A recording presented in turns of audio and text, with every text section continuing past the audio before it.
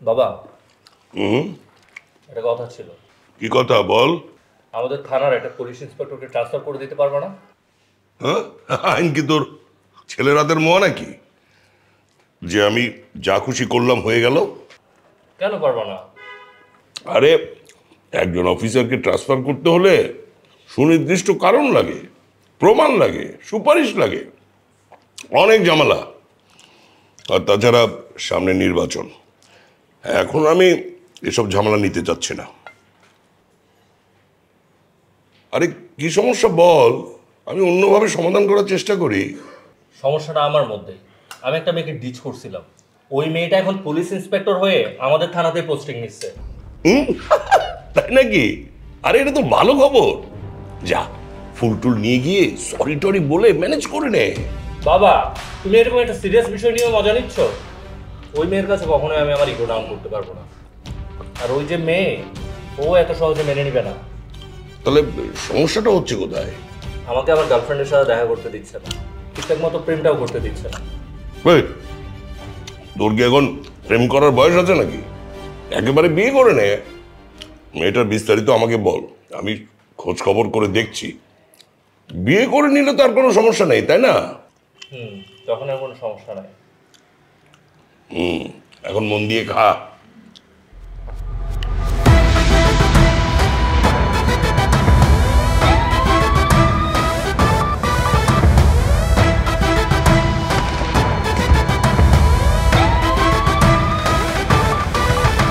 কিরে, মেয়েদের অ্যাসিড মারিস? তোর এত বড় কলিজা?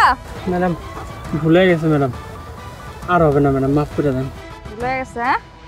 হ্যাঁ, এই অ্যাসিড মারার সময় মনে ছিল না যে দেশে আইন কানুন বলে কিছু আছে?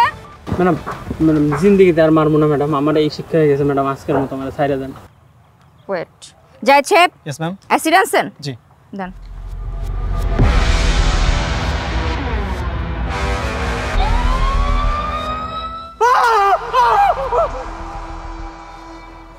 এটা পানি। আরে রে, পানি মারছি তাতেই তোর এই অবস্থা? অ্যাসিড মারলে কি করতি? ওঠ ওঠ, এই তুই কার নির্দেশে এসব করস? ম্যাডাম আমি তো তুহিন ভাইয়ের নির্দেশে চলি। তুহিন ভাই আমাদের বলছে যে তোরা যা ইচ্ছে তাই কর, বিপদে পড়লে আমি আছি। শাবাশ। যাইছে? Yes ma'am. উইটনেস পেয়ে গেছি, এমপি সাহেবের বাড়ি নিয়ে চলেন। ওকে চল। এমপি আপনি না আমি? হ্যাঁ, আমার কথাই সবকিছু হবে। ঠিক আছে। ওয়ালাইকুম সালাম। আসসালামু আলাইকুম স্যার। ওয়ালাইকুম আসসালাম।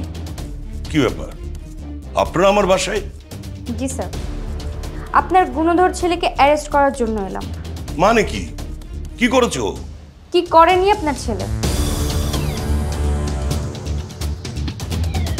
আপনার এই ছেলে সব ধরনের অপকর্মের সাথে জড়িত। এই যে দেখতে পাচ্ছেন, আলা বলে একটা ছেলে, একে লেলিয়ে দিয়ে সব ধরনের অপকর্ম করায়। আজকেও একে দিয়ে একটা মেয়েকে অ্যাসিড নিক্ষেপ করিয়েছে। কি প্রমাণ আছে? প্রমাণ? আমি তো সরাসরি সাক্ষী নিয়ে হাজির হয়েছি।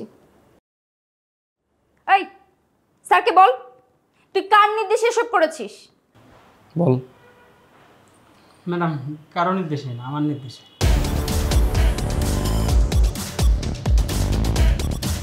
না, আমি ইচ্ছা করে মেয়েটার অ্যাসিড মারছি, আমার মন চাইছে আমি করছি। অ্যাসিডটা তুই মেরেছিস, কিন্তু তুই কার নির্দেশে এসব কাজ করিস সেটা স্যারকে বল।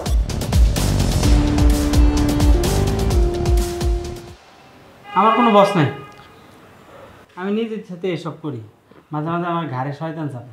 আর আমাকে তুহিন ভাই তো অনেক ভালো মানুষ, সবসময় আমার ভালো কাজের জন্য উৎসাহিত করে, কিন্তু আমি আসলে ভালো হইতে পারলাম না। তার মানে তুই পুলিশকে যা বলেছিস সব মিথ্যা কথা বলেছিস? জি ম্যাডাম, কাউকে অ্যারেস্ট করতে গেলে ওয়ারেন্ট থাকা লাগে, সত্য মিথ্যা যাচাই করা লাগে। হুটহাট করে মন চাইলেও আর কাউকে গ্রেফতার করা যায় না। বাংলাদেশের আইন ব্যবস্থা এখন এতটাও সস্তা নয়।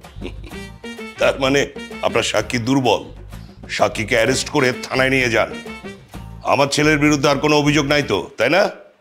সো স্যাড, শেয়ালটা এবারও মুরগিটা ধরতে পারলো না। আফসোস। যাইছে? Yes ma'am. ওকে থানায় নিয়ে যান। ওকে ম্যাম, চল। সরি স্যার, আমার মিস্টেক হয়েছে। It's okay. আসি স্যার, আসসালামু আলাইকুম। ওয়ালাইকুম সালাম। তার মানে এটাই তোর এক্স গার্লফ্রেন্ড? হ্যাঁ বাবা। বুঝলাম। যাক, ভালোই হলো। এবার অন্তত তুই ঠিকভাবে চলবি।